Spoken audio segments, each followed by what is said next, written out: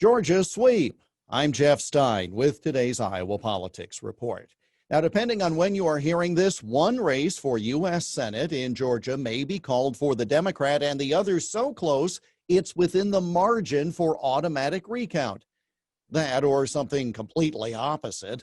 We just don't know from hour to hour. The deadline for submitting overseas and military ballots is not until tomorrow. So truly, who knows? Interesting to see, however, what happened to Senator David Perdue. He won the most votes on Election Day in November, but was just short of the 50% needed to win.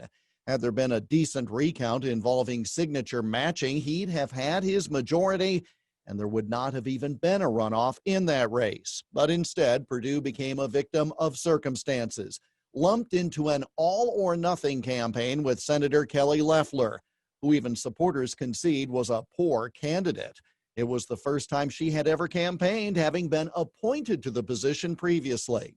Now add to that the fact that Perdue had distanced himself from President Trump over time, that he was swept into the presidential campaign dispute there as well. Chances are that had he been in a runoff alone, he'd have won. But the baggage that came with his fellow senator, combined with the frenzy over the presidential count, will likely be too much for him to overcome. And with it, there goes control of the U.S. Senate.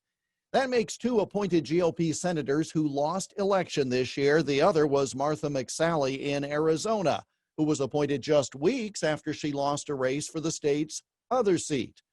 So while we really want people in the Senate who can govern, one of the lessons of this past fall is that the person also needs to campaign well and win elections.